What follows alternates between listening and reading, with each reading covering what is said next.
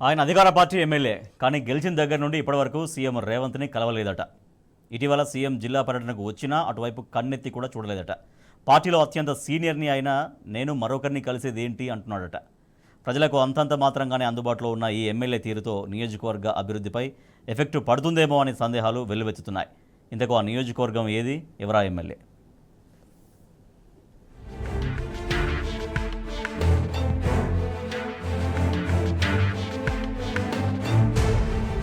రాష్ట్ర ముఖ్యమంత్రి రేవంత్ రెడ్డిని కూడా లెక్క చేయని అధికార పార్టీ ఎమ్మెల్యే దొంతి మాధవరెడ్డి వ్యవహార శైలి కాంగ్రెస్ లో హాట్ టాపిక్ గా మారింది. ఆయన గెలిచిన దగ్గర నుంచి ఇప్పటి వరకు సీఎం రేవంత్ రెడ్డిని కలవలేదు.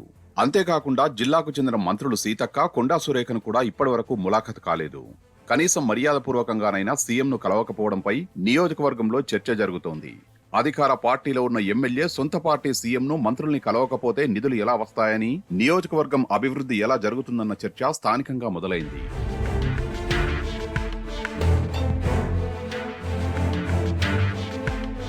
వాస్తవానికి దొంతి మాధవరెడ్డి కాంగ్రెస్ లో సీనియర్ నేతగా ఉన్నారు.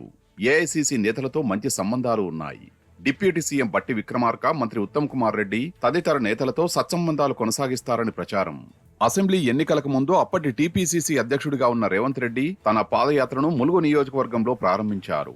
వాస్తవానికి రేవంత్ పాదయాత్ర నర్సంపేట నియోజకవర్గం మీదుగా మహబూబాబాద్ నియోజకవర్గానికి వెళ్లాల్సి ఉంది. కానీ దొంతి మాధవరెడ్డి స్పందించకపోగా రేవంత్ రెడ్డికి వ్యతిరేకంగా మాట్లాడడంతో పాదయాత్ర నర్సంపేట నుంచి కాకుండా మహబూబాబాద్ నియోజకవర్గం నుంచి కొనసాగించారు. దాంతో కనీసం రేవంత్ ఫ్లెక్సీ కూడా నియోజకవర్గంలో కనబడనివ్వలేదని టాక్.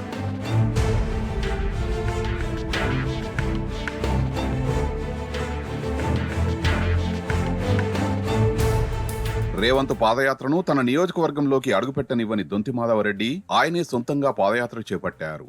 అంతేకాకుండా అసెంబ్లీ ఎన్నికల్లో రేవంత్తో ప్రచారం చేయించుకోలేదు. అయితే తనకున్న ఢిల్లీ పరిచయాలతో ఏఐసీసీ అగ్రనేత రాహుల్ గాంధీతో నర్సంపేటలో రోడ్ షో ఏర్పాటు చేయించుకున్నారు. అనంతరం పార్లమెంటు ఎన్నికల్లో ఎంపీ అభ్యర్థి బలరాం నాయక్ మద్దతుగా మహబూబాబాద్ లో సీఎం రేవంత్ నిర్వహించిన ఎన్నికల ప్రచారానికి దొంతి మాధవరెడ్డి దూరంగా ఉన్నారు. ఎన్నికల కంటే ముందు నుండి కాంగ్రెస్ పెద్దలకు దొంతి మాధవరెడ్డికి గ్యాప్ ఏర్పడిందన్న ప్రచారమూ ఉంది. ఎన్నికల తర్వాత కాంగ్రెస్ అధికారంలోకి వచ్చాక కూడా మాధవరెడ్డి ప్రవర్తనలో మార్పు రాలేదట. దీంతో ఇటు కాంగ్రెస్ శ్రేణులు, అటు సామాన్య ప్రజలు ఇబ్బందులు పడుతున్నారట.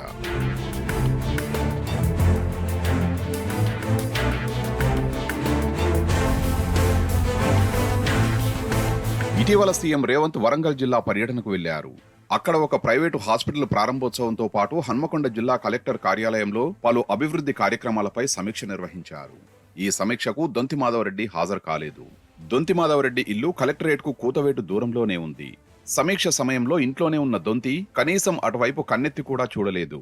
సీఎం పర్యటనకు మాధవరెడ్డి డుమ్మా కొట్టడం కాంగ్రెస్ లో ఇప్పుడు మరింత చర్చకు దారితీసింది. ఎమ్మెల్యే దొంతి మాధవరెడ్డి వ్యవహార శైలి నియోజకవర్గానికి శాపంగా మారొద్దని స్థానిక ప్రజలు కోరుకుంటున్నారు. కేసీఆర్ ప్రభుత్వ హయాంలో నర్సంపేటలో మెడికల్ కాలేజీ నిర్మాణం జరిగి ఓపెనింగ్ కు సిద్ధంగా ఉంది. మరి ఇప్పుడు ఆ కాలేజీని ఎమ్మెల్యే ఎవరితో ప్రారంభిస్తారన్నది హాట్ టాపిక్ గా మారింది.